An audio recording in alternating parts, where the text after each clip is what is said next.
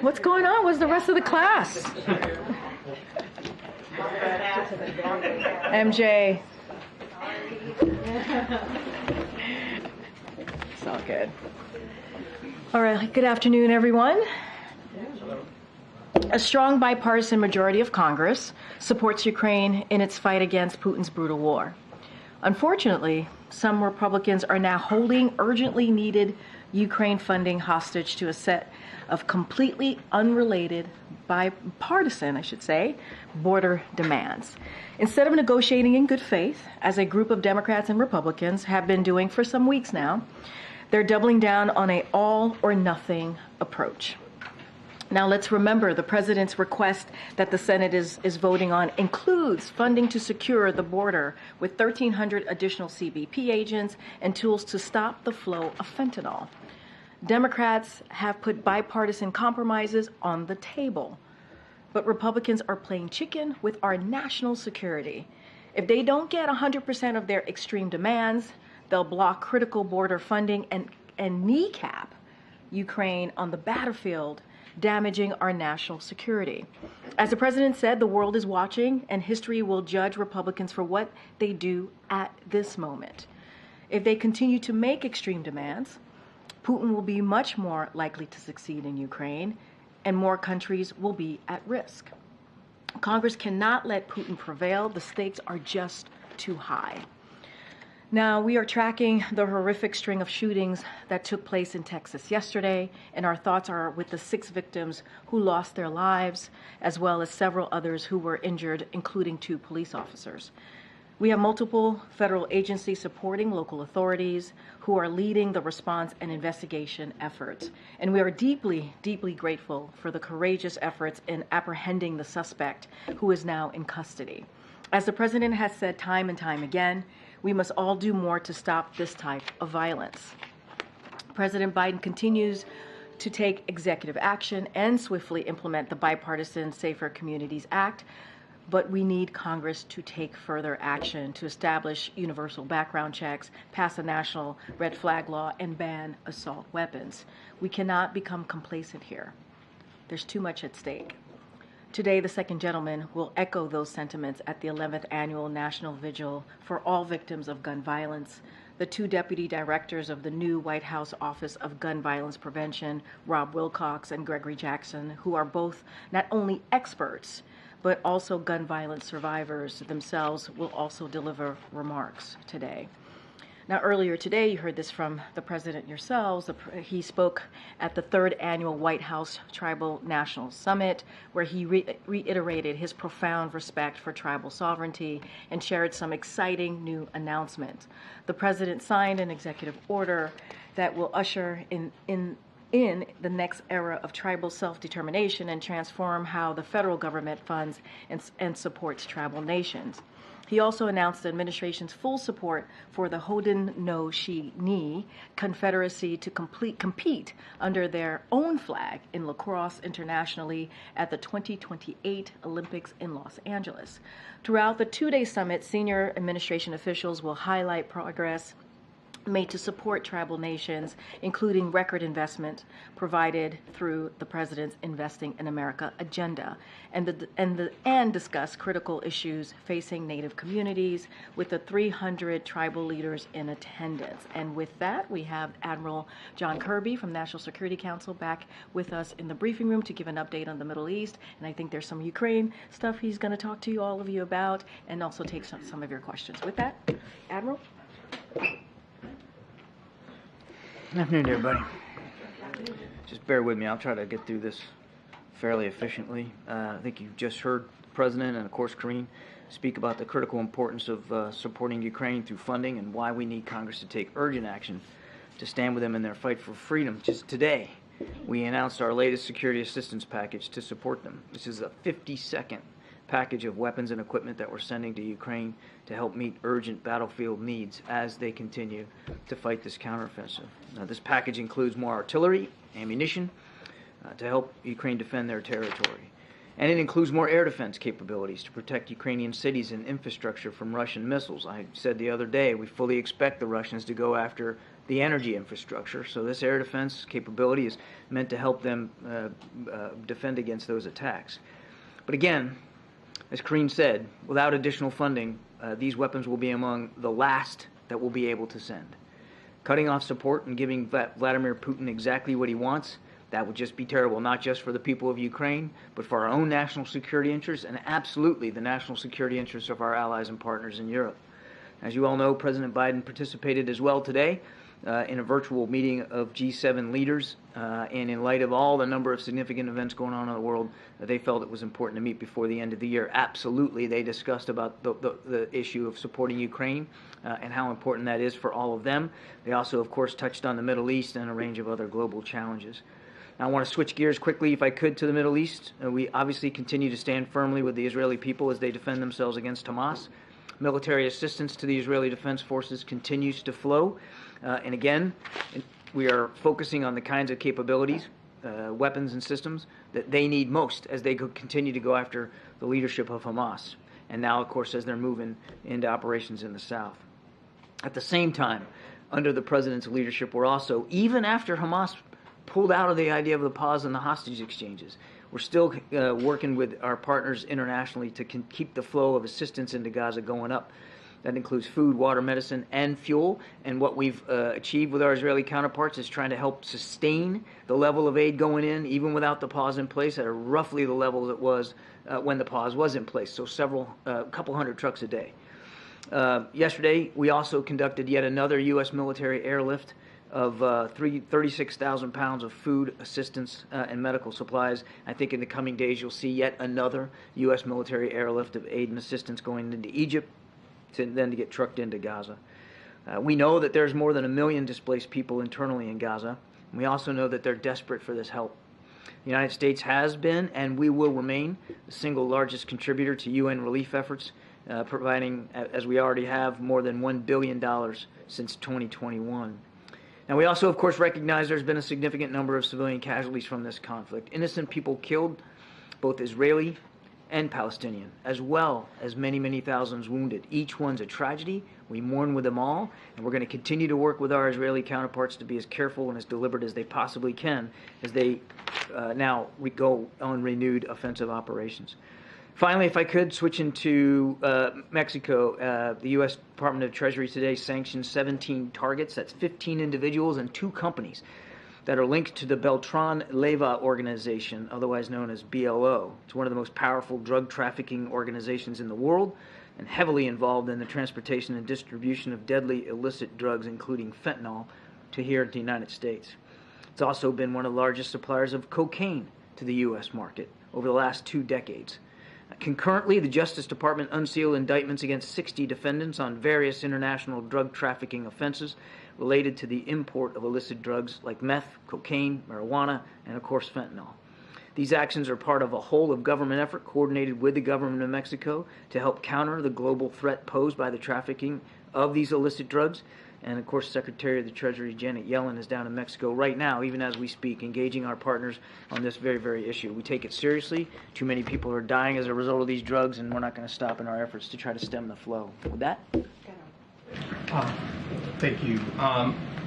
First on Israel, Netanyahu said yesterday that Israel would need to retain security control over Gaza, and Gaza would have to remain demilitarized, spelling out that word, and the only force that will operate there will be the Israeli military, and ruling out any sort of international peacekeeping force. Is that acceptable to the president? The Vice President made our position very, very clear when she was out in Dubai. We do not support an Israeli military occupation of Gaza. We don't support any shrinking in the territorial boundaries of Gaza. We don't support any permanent displacement of the people of Gaza outside of Gaza. And as we have said many, many times, we believe that there needs to be some critical questions asked of all of us, including our regional partners, about what governance in Gaza looks like.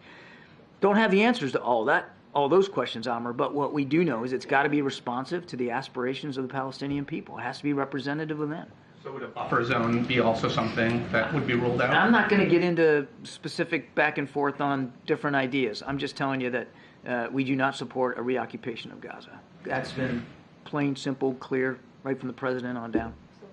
Thank you, Admiral. The president said he's willing to do significantly more with Republicans when it comes to border security, but that they walked away from talks. Before talks broke down, he said that there was some real progress. What is the president willing to agree to when it comes to border security? I think he answered that question to you all just a little bit ago, and I'm certainly not going to negotiate here from the podium.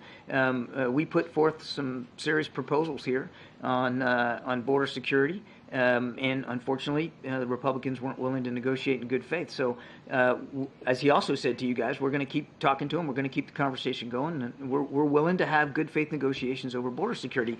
I would add, though it probably doesn't need to be added, that in this supplemental request that we're asking Congress to take up, there's some $6 billion there devoted to DHS and other border needs, including support to HHS. It's not like the president was just whistling past the graveyard when it came to border security. It was part of his urgent national security request in the first place. Can you talk a little bit about the specific sticking points and what key Republican proposals the White House is against? No, I'm not going to get into negotiating here from the podium. And the president also talked about how if Putin were to take Ukraine, he wouldn't stop, and eventually it could even lead to U.S. troops fighting Russian troops. If this aid does not get passed, how likely is that scenario? There should be, by everybody. And if you're up on Capitol Hill and you believe in national security, there should be a genuine concern about what happens if you just let Putin go, if you just let him have Ukraine. Because make no mistake, Selena, he hasn't given up his strategic goal of subjugating the entire country. He doesn't believe it ought to exist as a sovereign state. And so we can't support Ukraine. Their chief advisor yesterday said they're likely to lose this war if they lose U.S. support. And Putin gets all of Ukraine, then what? Then where does he go? Because right then, he's up against the eastern flank of NATO. And if you think the cost of supporting Ukraine is high now, just imagine how much higher it's going to be, not just in national treasure, but in American blood, if he starts going after one of our NATO allies. Because as the president also said, we take our Article 5 commitments very seriously. And what we've had over the last 2 years is a Ukrainian military actually clawing back territory and pushing back Russian aggression without any foreign boots on the ground, including no American boots. American boots would very much have to be involved if Mr. Putin is let to have this strategic victory in Ukraine and then perhaps goes after one of our NATO allies. Can you say anything more about the tone of the conversation with the G7 leaders on the aid to Ukraine? Did any of them express frustration at the U.S. or concern? And did any of them say that they may, follow through and similarly cut aid to Ukraine if the U.S. doesn't follow through? There's the joint statements out there. I encourage you to read it. It's a fairly lengthy statement. That's why I didn't go into it in too much detail here in the opening statement of mine. But clearly, Ukraine was discussed. All the G7 leaders agreed in principle that support has got to keep flowing to Ukraine. We've got to keep helping them defend themselves against Russian aggression. I'm not going to speak for each leader and what they did or did not say to the president. Yesterday, the State Department said there was a new deal that was rejected for my colleague Evan Gershkovich from the Russians. Can you say anything more about what that deal looked like? Any other details you can offer? No. Okay. John, we keep talking about the border, but at issue is immigration, a broken immigration system. But the border is not, from advocates for migrants, the border is not the only issue. Is there a focus still on those who overstay their visas that have been for years the largest violators of the immigration system? Say that again? Those who overstay their visas. Yeah. Is there more of a focus now as well, not just on the border, but on that issue as well? So look at me. Take a step back here. I mean, what the president supports is immigration reform, and he's the first to recognize that the system right now is broken. He doesn't believe walls are the answer, but he does believe that increased border security is required. In fact, as part of his supplemental request was going to add 1,300 extra Border Patrol agents down there and some additional asylum officers. He also believes that we've got to continue to reform and improve the way earned pathway to citizenship is done.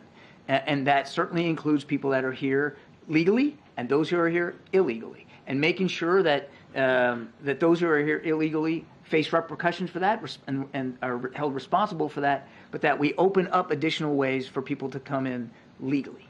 Right, but here's the point that I'm asking. The focus is on illegals here, and most people now are believing it's just the border. How do you marry the fact that there are illegals who are overstaying their visas who are not crossing the border? Is that still an issue for this White House? Of course. Look, I mean, if you're in this country illegally, that's obviously not okay. And you should be held to account for being here illegally. And we're working with state and local authorities on trying to hold the proper measure of accountability for people who are illegal. Of course, that's part of the problem. I didn't understand where you were going. Are those who overstay their visas still the largest violator group that stay here in the immigration system? I don't have the data on that, April. I'm going to have to get back to you on that. That's probably a better question for my colleagues at DHS.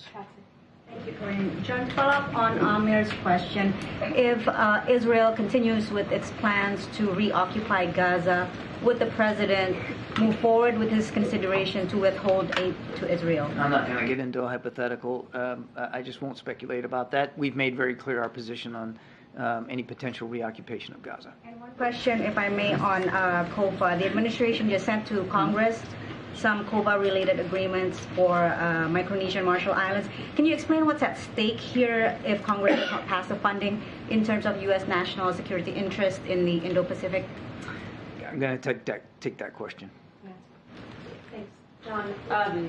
There's the border security fight, but Speaker Johnson also said that he doesn't want to move forward on Ukraine funding because the administration has not provided a clear enough roadmap for how Ukraine wins this conflict using all of this U.S. assistance.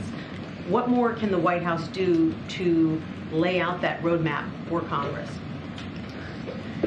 I lost count of the number of briefings that we provided to members of Congress in a classified and unclassified setting about what we're doing to support Ukraine and what Ukraine's ultimate goals and strategy are. It's their war. They get to decide what victory looks like. They get to decide what plans they execute. They get to decide what targets they hit. They get to decide where they put their troops on the battlefront. But let me put it clearly. We want Ukraine to be whole and free. We want their internationally recognized borders to be respected by everyone, including especially Russia and Mr. Putin. There shouldn't be a single Russian boot on Ukrainian soil. We've been clear about that.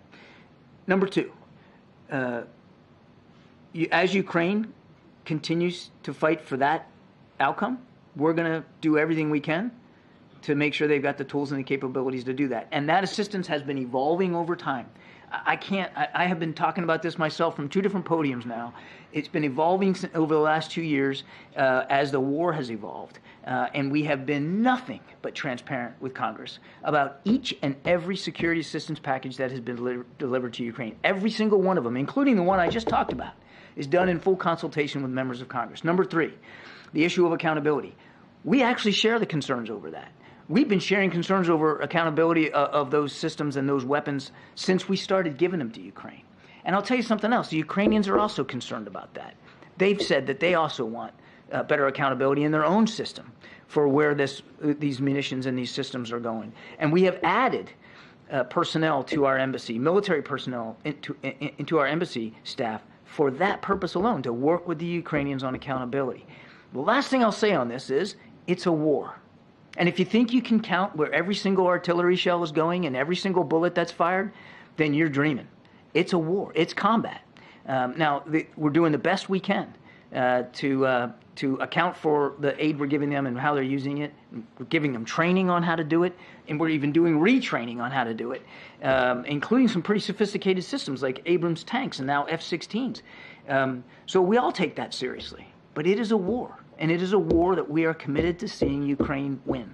But is it possible to be more specific with Congress, not just about Ukraine's desire to win, its drive to win, but also specifically how it's going to get past the stalemate that it finds itself in now? Again, Nancy, we have, I don't know how many briefings that we have have done on Capitol Hill, again, in classified settings, and we'll keep doing that. We certainly can be held responsible and answer questions about what we're doing to help Ukraine, our communications with the Ukrainian armed forces and what they need and why we're giving them what we're giving them, in what scale and in what time frame. But it is Ukraine's war. They have to be the ones speaking to their plans and their operations, their tactics, their targets. Congress has also heard multiple times from President Zelensky. And I have absolutely no doubt that President Zelensky, will be more than happy to continue to inform members of Congress going forward. Thanks, Karine. Kirby, you talked in your opening remarks about aid coming into Gaza. Does anything more need to be done in terms of getting people out, considering how cramped that the southern Gaza is right now? By getting people out, I assume you mean like foreign nationals and Americans, or also just people who live there. We don't support the relocation of Gazans outside of Gaza, and frankly, they don't support it either. I mean, they obviously don't want to be caught in the crossfire, but it's their home, and many of them would be afraid to leave lest they wouldn't be allowed back in. So we're not in favor of setting up places for them outside Gaza. We are in favor of making sure that there are safe places for them to be, particularly in the south, now that hundreds of thousands of more people are in the south because they were pushed out of the north or urged to leave the north. And so we're working with the Israelis on that. And they have taken that seriously too, Trevor. They have publicized maps and places where people can go or shouldn't go. They've dropped leaflets to that effect. I mean, they are making an effort to make it clear to the people in southern Gaza of where to go and where not to be. And then on another issue, do you have any reaction to Putin, his trip to speak with the U.S. partners in Saudi Arabia and about Ukraine and oil? Any reaction? How does Putin speak for his own travel habits? The only thing I'd add is that we're continuing to watch this burgeoning defense relationship between Iran and Russia.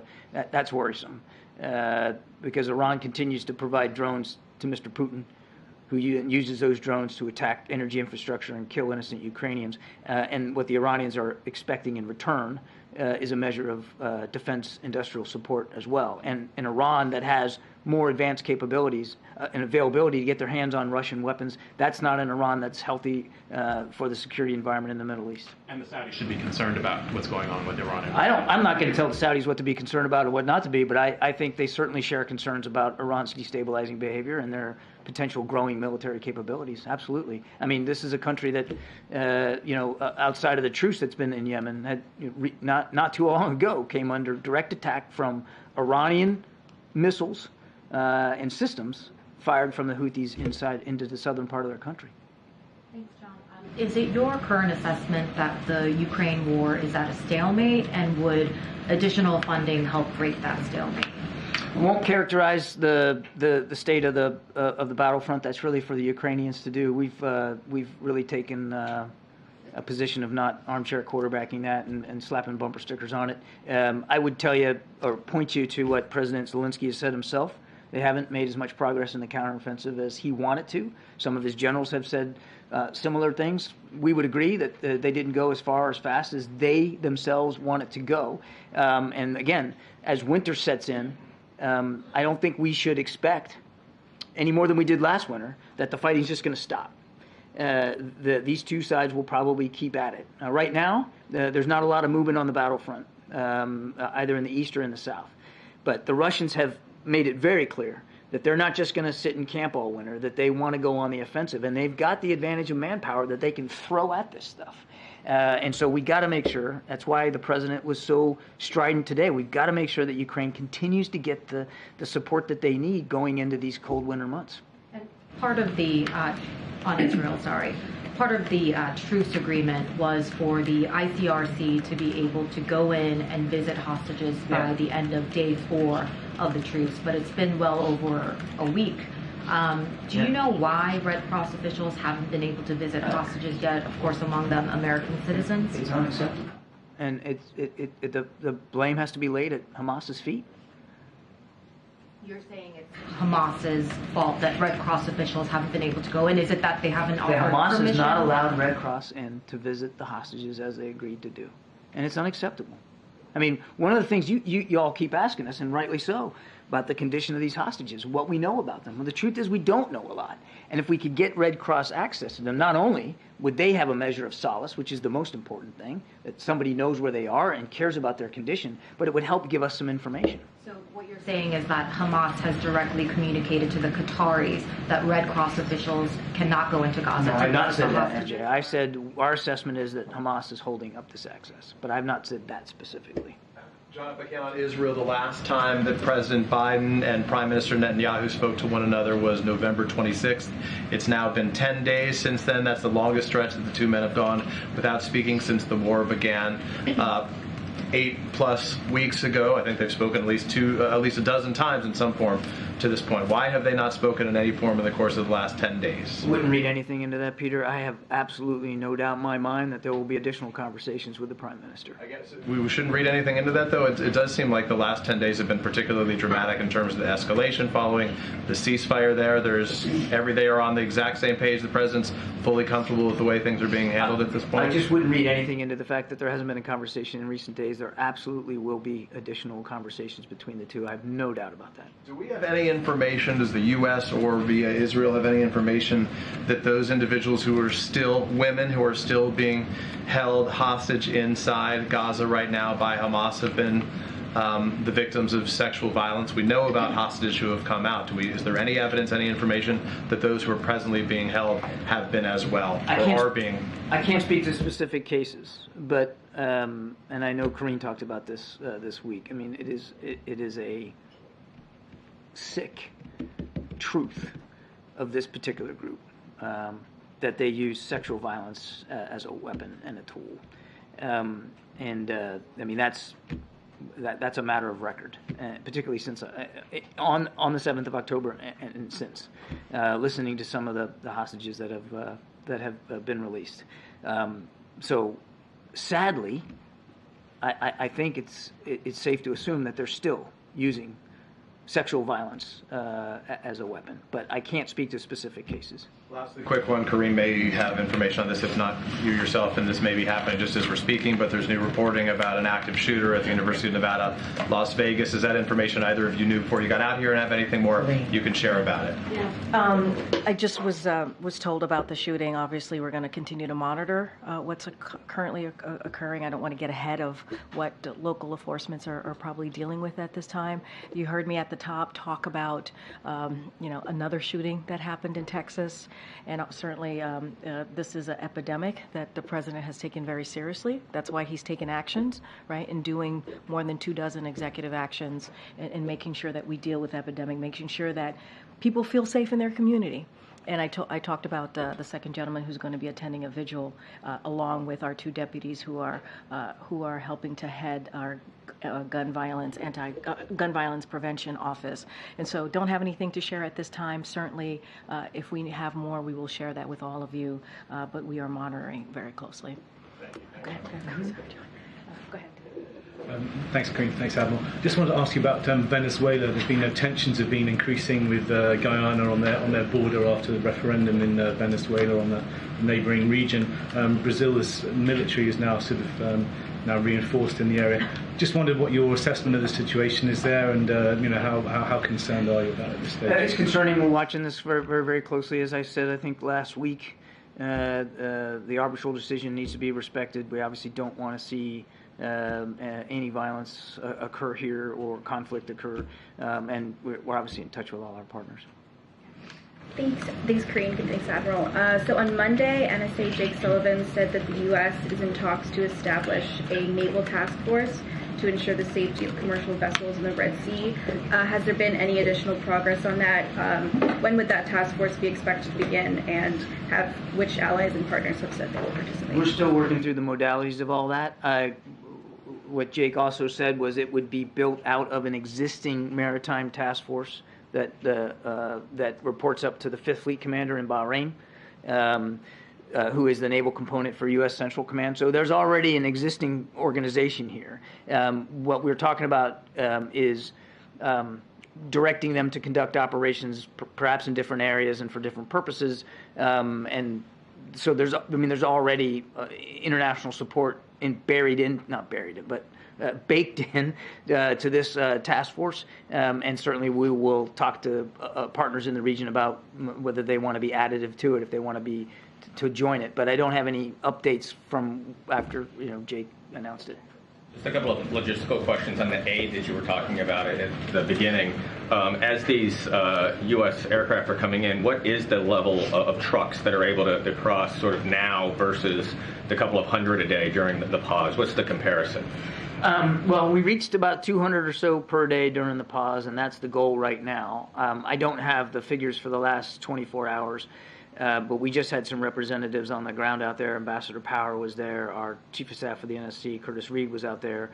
And they came back just a day or so ago and reported that there's a lengthy line of trucks that are waiting for inspection to get in, hundreds of trucks waiting to get in. So it's not for lack of stuff, and it's not for lack of trucks. It really is the inspection regime and making sure that you can get the trucks in safely, since the southern part of Gaza now is much more a zone of conflict.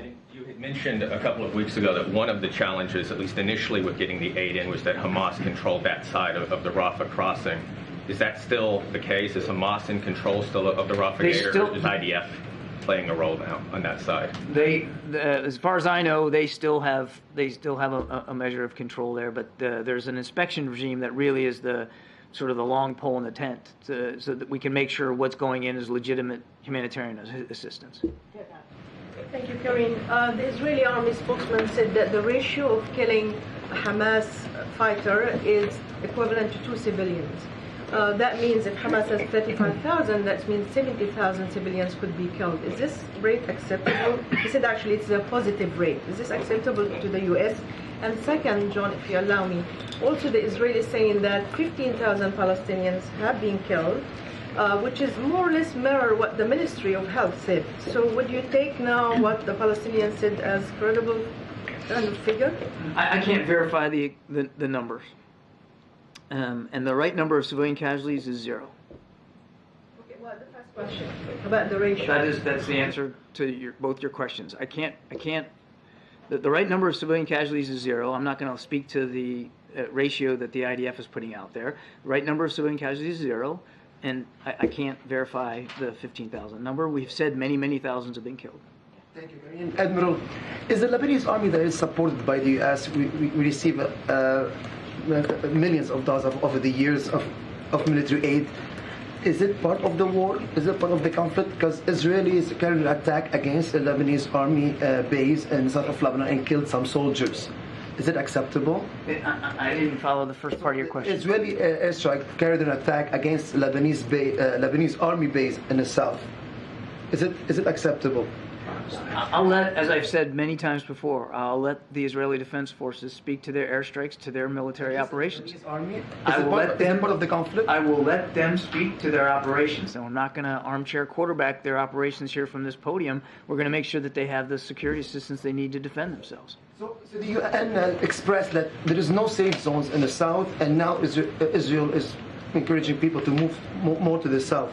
So is it a collective punishment again? And we're going to see more civilians dying in the south because there is no safe zones? We don't want to see a single more civilian killed. We don't want to see a single more civilian injured. We don't want to see damage to civilian infrastructure like hospitals.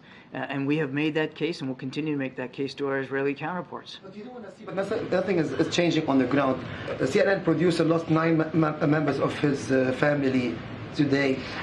Killing journalists, over 60 journalists died on the ground, even in South Lebanon. They're not a target, they were clearly journalists. What's really happening? So if we call Hamas a designated terrorist group killing civilians as a non-sector player, is it also Israel acting like a terror state, killing humans, civilians, unarmed people, journalists every day? So again, we don't want to see civilian casualties. And just one more point. It's okay. I don't know if this is going to answer your question, but Hamas deliberately slaughtered and murdered some 1,200 people on the 7th of October. And it seems like we're all willing to forget that. Deliberately. It was their intent. And to take hostages. That was the purpose of the whole thing on the 7th. Now, we've been very honest with our Israeli counterparts. We want them to be careful, cautious, deliberate. We don't want to see any more civilians harmed on this. But they have a right and a responsibility to defend themselves against that very genocidal threat. And it is not the Israeli Defense Forces' strategy to kill innocent people. It's happening. I admit that. Each one's a tragedy. But it's not like the Israelis are sitting around every morning and saying, hey, how many more civilians can we kill today? Let's go bomb a school or a hospital or a residential building and cause civilian casualties. They're not doing that. They're trying to go after Hamas. And it's a very difficult task. When Hamas, oh, by the way, in addition to deliberately slaughtering people, is deliberately hiding themselves in residential buildings, in hospitals, in tunnels, putting the innocent people of Gaza directly in the crossfire. Now, you tell me, is that right? Is that right? Please, sorry. I think we got to move on. Sorry. They killed a colleague of mine. She was reporting live. Thank you, Karine, and thank you, John. I have two questions. You may have seen this report in North Korea transshipped 10,000 containers to Russia yesterday, and whether this is weapons or ammunition. How do you think this will affect Putin's war in Ukraine? And second question, this weekend the U.S. and South Korea and Japan national security advisors meeting in South Korea. Yeah. What will be the main topic discussed at this meeting?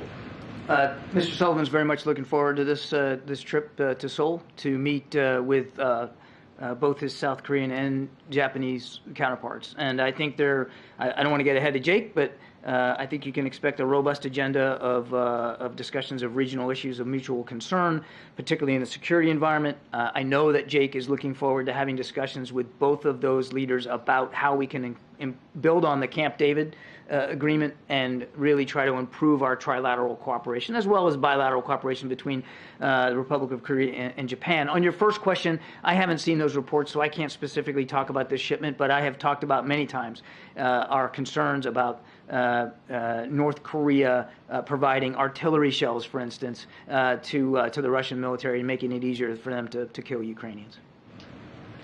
Does the U.S. have any assessment of how successful Israel has been so far in achieving its military aims in Gaza?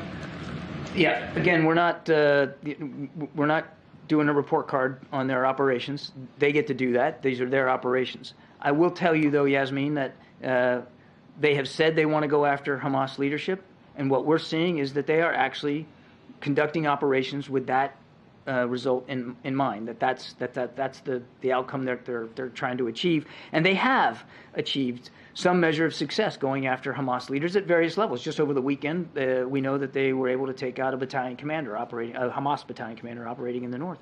But they are primarily focused on trying to decapitate the organization. One quick question. Thanks, Kirby. Does the U.S. have any sense of when they think the military operation will be wrapped up, or when you would like to see it sort of come to a close? I'll let the Israelis speak to their timing. Yeah, thanks, Karine. Thanks, John. So we heard the FBI director yesterday testify that he sees flashing lights everywhere related to terrorism.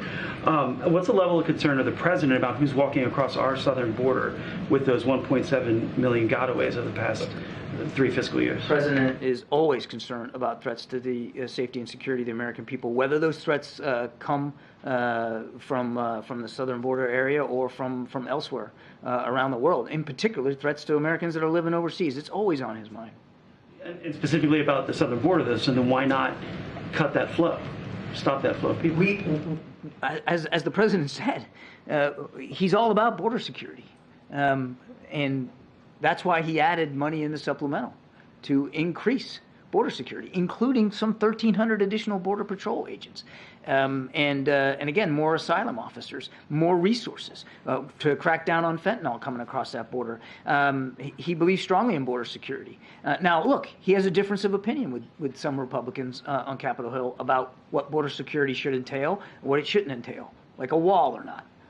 But he's absolutely serious about it and willing, as he said to you guys himself this afternoon, to continue to negotiate in good faith with Republicans about how to get at that. Karine, thank you very much. Admiral, thank you. One question on Ukraine funding and one on Israel, if you would.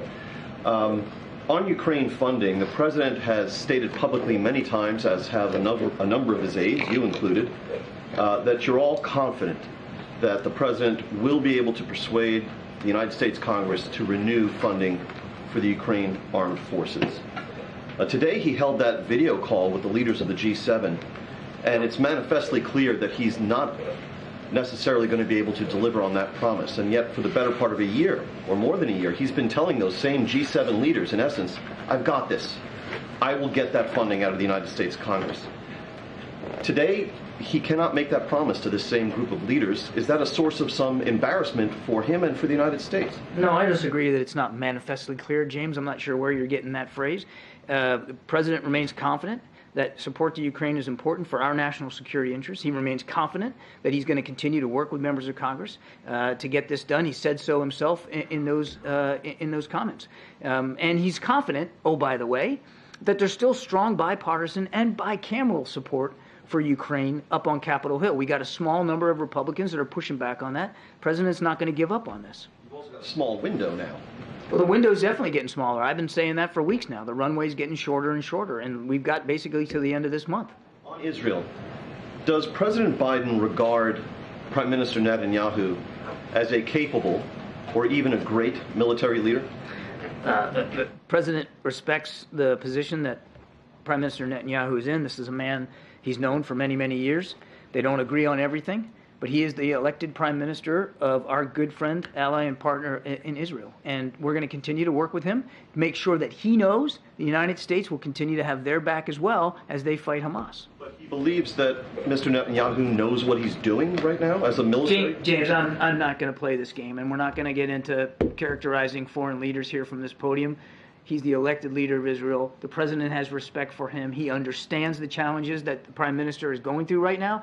And we have done everything we can and will continue to do it, not just in terms of weapons and capabilities, but advice and counsel and perspective and lessons learned from our own experience in this kind of warfare. But presumably, the President would not preside over the provision of all of this money and intelligence and weaponry and strategic counsel to Mr. Netanyahu if Mr. Biden felt that Mr. Netanyahu did not know what he was doing with it all. He feels that Israel has every right and responsibility to defend itself against a truly genocidal threat represented by Hamas, a threat that was on display for the whole world to see in sickening ways on the 7th of October. He's coming at this from years and years of support and experience with Israel, and leaders of all sizes and stripes coming from Israel. That's where this is coming from, a true love and respect for Israel as a nation and the Israeli people and the right for themselves to be able to live in peace and security. Thanks. Thanks, Admiral. Thank you so much, Admiral. All right, Admiral. Thanks. Just go back on the Ukraine border conversation with Republicans. Can you drill down specifically on what some of the compromises the President's willing to support? I mean, look, I'm just going to reiterate what my colleague just stated, that there is no negotiating from here.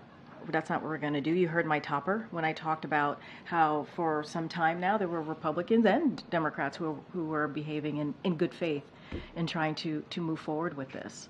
And now what we're seeing from many Republicans is trying to certainly set us back here. It is critical to our national security that Congress act now. You just heard the Admiral say that it's by the end of this month. That is the timing here. By the end of this month. We are running out of time. Congress has a choice. They have a choice. And you heard this very clearly from the President earlier this afternoon. Are they going to support democracy and freedom by standing with Ukraine, as we have been doing from the beginning? Let's not forget there was bipartisan support, majority bipartisan support for Congress when this all started. When Putin launched its war, there was bipartisan support, and that should remain. And so, if we don't do that, we're risk giving Putin the greatest gift right now. And so we have to act. The time is now. The world is watching for sure, and we can't let Putin win. And so that's our message. It's going to continue to be our message. We have been talking to Congress for some time now And we're certainly going to continue to have those conversations, but I'm just not going to get into a tit for tat or a policy for policy by negotiating here at the podium. Can you just more broadly sort of address, I think, this overarching criticism that Republicans have had is that they now have and they've had for about a year now, one chamber of Congress, and that sort of the outlines of bills change with time of who has the White House, who has control of the chambers. So is the White House essentially acting in good faith and just acknowledging that this is a different Congress than that you guys had at the start of this presidency, and how you're going at this? I'm not understanding the White House having to act in good faith. What I can tell you right now is that we made it very clear. There was a letter that was put out on Monday by Shalonda Young, obviously the director of OMB, and there is no, magical pot of funding available. We have a country, Ukraine, that is fighting for their democracy, that is fighting for their sovereignty. That is incredibly important. They are fighting against an aggression that they have seen, right, for almost 2 years from Putin. And that is what matters here. That is, we have to understand that, yes, in the beginning there was a bipartisan support. Let's not forget the Speaker Johnson himself, talking about a new Congress. This is the Speaker, and he said, and I'll quote, "We can't allow Vladimir Putin to prevail in Ukraine, because I don't believe it would stop there. We're not going to abandon them." This is coming from the Speaker of the House, right? The Republican leader of the House. And I apologize for being so inarticulate, but on the border aspect of this, Republicans are saying you just don't have both chambers of Congress. You got to be willing to go along with a more conservative bill. That's just the nature of the moment. But here's the thing, we probably should not be making this a partisan issue. We shouldn't. And they're blocking funding, right? There's a reason why the president put border security in this national security supplement, because we believe it's incredibly important. From day one, the president put forward a comprehensive immigration policy to try and deal with this. But Republicans are playing politics with this. They're playing politics. I'm not going to negotiate on the provisions they're asking for, the policies that they want to change. I'm not going to get into that. But there's a reality here. There's a reality here. And I talked about how there have been senators have engaged in good faith in negotiations. There have been, right? Democrats have been bipartisan compromises here. They have been some good faith negotiation happening in Congress. But then what you hear from Republicans yesterday is they are doubling down yet again. And so, look, we have been taking this very seriously and trying to deal with this border security issue. This is an issue that has been happening before this president came into office. Democrat and Republican presidents have had to deal with this. The system is indeed broken, but they have to take this seriously. They have to. Go ahead, Nancy. On this topic, the president said earlier today that Republicans are holding Ukraine's funding hostage for an extreme partisan border policy. Can you tell us specifically what it is about the Senate Republican proposal that is extreme? I mean, look, you heard from them directly. There are certain policies that they want to get rid of, whether it's asylum components of it. They have been very, very clear. And that's extreme. That is changing and making the system worse. But I'm not going to negotiate. I'm not going to go point by point and saying like what we're going to agree on, what we're not going to agree on. But it has been extreme. You just hear it from them. You hear it from the House and from some Republicans in the Senate. They have been very clear about this. But we need to actually fix the system. We actually need to make the system, and you've heard us say this, and move forward with the system that is humane and orderly. That's why the president has put forward some of the ways that he wants to move forward with it. That's why he's asked for more additional funding, because we need additional funding to deal with what's happening at the border.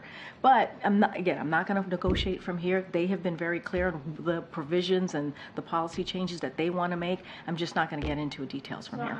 I don't want you to negotiate from here, but just looking for more clarity. When the president says that he is willing to go further to change policy, what exactly is he talking about? Is he saying that he's open to curbing humanitarian parole authority? I'm not going to get into the specifics, but all you have to do is listen to what Republicans are saying and how extreme that they are sounding, right? And what they're doing is they're saying we have to move forward in these in an extreme border negotiation ways, right, with their policies, and hold and kneecap Ukraine funding, which is something that we have to move forward with. We have to make sure that Ukraine gets the funding that they need. I'm just not going to get into specifics. They can speak for themselves. They have been. The president's policies, not them. What is the president when he says I've he been wants very to change clear. policy? I've been very clear. What does he mean? I am not going to negotiate from here. They have been senators, Republican senators, the House Republicans have been very clear on what they want to change. I'm just not going to get into details and specifics from here. Go ahead. On the border negotiations, when was the last time that the White House spoke to Senate Republicans about this issue? I don't have a timeline of conversations. I can tell you that there is always multiple conversations happening pretty regularly from our Office of Legislative Affairs, from folks here in the White House with members of Congress on an array of issues. I just don't have a breakdown on when conversations have been happening. Affairs is running point on this issue. Absolutely, and that's where it comes out of Office of Legislative Affairs. Anything on the books as far as a future meeting or negotiations with Senate Republicans on this issue? I don't have any specific calls or readouts or meetings to lay out for you. As you know, the OMB director, Office of Legislative Affairs, you have the NSC, Jake Sullivan, who have had multiple conversations on the national security supplement more broadly, obviously also with Director Young also talking about our domestic supplemental ask as well. So those conversations, right, as we have been asking for these emergency needs, have been happening for a few weeks, for some months now. And so that I can tell you, we've talked about that. I think some of you have reported times that they have gone to the Hill and had those conversations. I just don't have a timeline to lay out to you on when those conversations have been. And then one other Capitol Hill issue, there was a new piece of legislation that was introduced by Democrats in both chambers that would allow for people who've been convicted of felony to vote in federal elections. Does the White House like this proposal? Is it consistent with your views more broadly on voting rights? So I'm not seeing this proposal. I would certainly have to talk to our team to see where we are with that particular legislation. I can say that there was an executive action that the president signed very early on to how we can better make sure that voting is more accessible for Americans on the federal level. I certainly will point you to that executive action. I just can't speak to this particular legislation or policy that's been put forward. Okay, Karine, I wanted to ask you about this congressional hearing yesterday where a number of college presidents were asked about anti-Semitism on their campuses. One of the questions that got a lot of attention was whether calling for the genocide of Jews constitutes bullying or harassment. The presidents didn't give straightforward answers. I wondered what the White House's response would be to that specific question.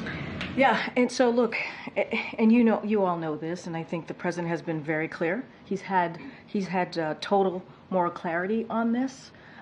And the president has set an example for all leaders during this gut-wrenching increase in anti-Semitism. He certainly he's spoken very forcefully against it. Calls for genocide are unacceptable. It's vile, and it's counter to everything this country stands for. I can't believe I even have to say that. I shouldn't have to. And we've talked about this. We have witnessed the worst massacre. On October 7th, we witnessed the worst massacre suffered by the Jewish people since the Holocaust. And the latest in a heartbreaking pattern that goes back thousands of years. So statements that advocate for the systemic murder of Jews are appalling, and we should all stand against them. And so just on the human side of things, you're talking about human dignity, right? You're talking about the most basic values that unite us as Americans. And so I should not have to be saying this at the podium.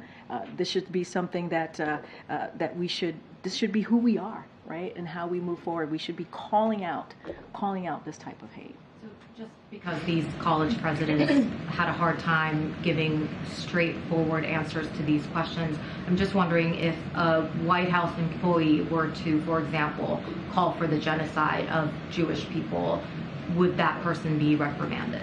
Well, what I will say is that is something that we do not stand for, right? We do not stand for calls for genocide. That is unacceptable. That is vile. We will call that out. We will be very clear about that. And that is something that, the president has had moral clarity on this. He has. And so anti-Semitism is unacceptable. It's unacceptable, and we will continue to be really, really clear about that. It doesn't matter if you work in this administration and you make those type of vile comments, we will call that out. We will call that out. I don't want to get into hypotheticals, but that we are very clear where we stand here. Very clear. Why do you think it is that these college presidents... I can't speak for these college presidents. I cannot. They have to speak for themselves on this. Thank you, Karine. The president has made defending democracy a key part of his presidency. What does he make of the former president's comments, Donald Trump's comments, that he would not be a dictator except for on day one of a second term? Look, I can't speak to the former president's comments. Obviously, he is now a candidate in the 2024 election, so I want to be really mindful. There's a hat check that I have to follow. But look, what I can say is that the president, when this president decided to run in 2019 and also in 2020, he was very clear.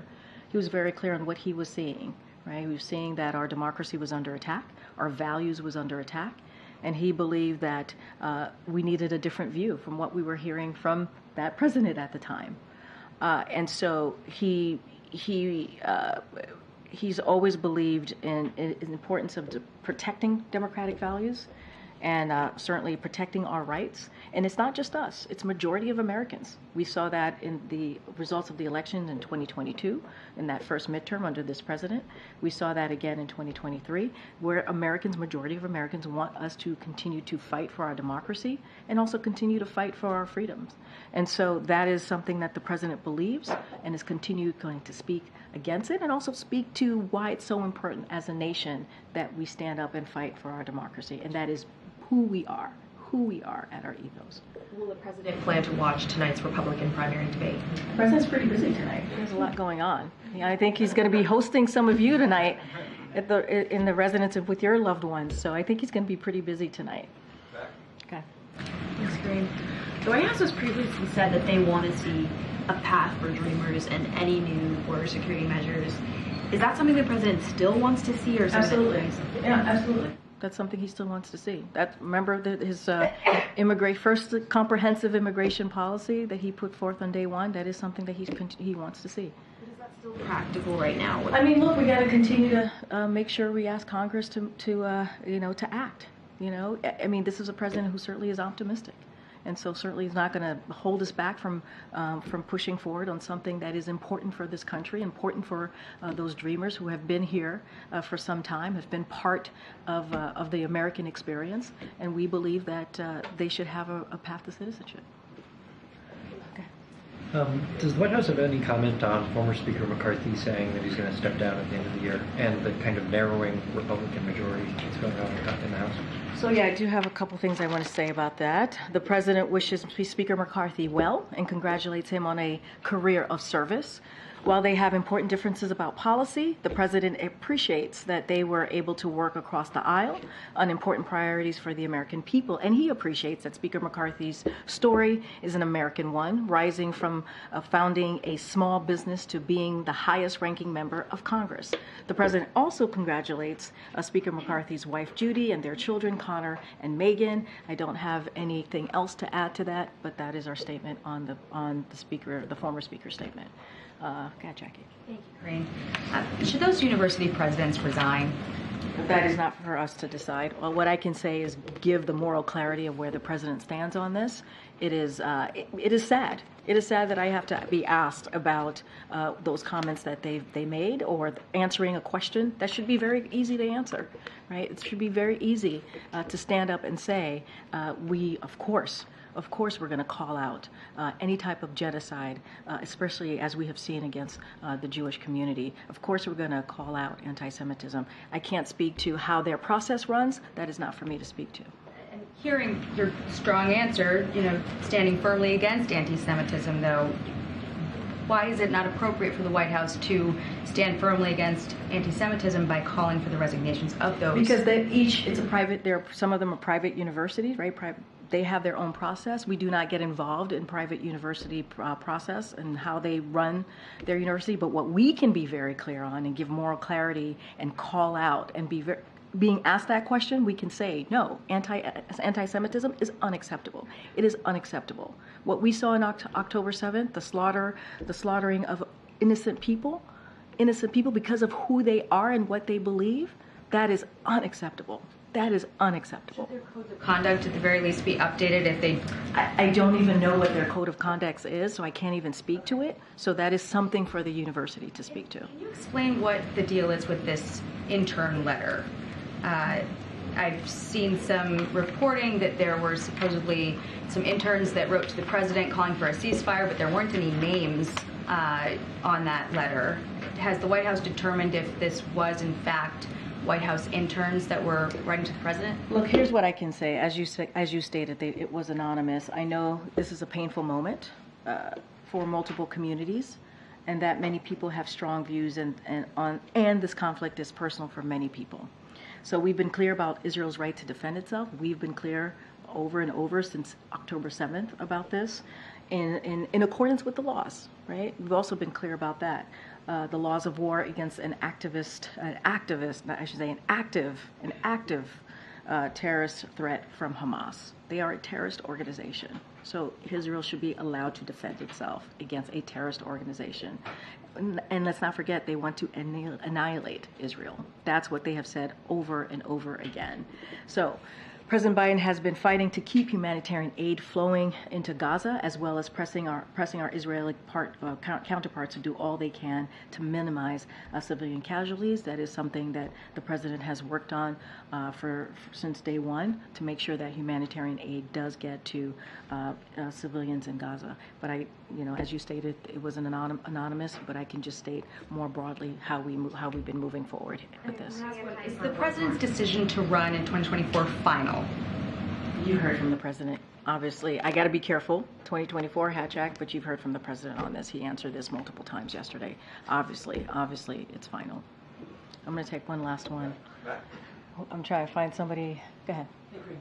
Just following up on Danny's question about Venezuela, is that something the president is dialed in on, and is this something the administration views as a credible threat that they might annex and actually seize territory from? So look, I'm not going to go beyond what the admiral said from here. Obviously, the president is aware of what's going on. I'm not going to go beyond what the admiral stated from here moments ago on Venezuela. Thanks, everybody. We'll see you tomorrow. Thank you.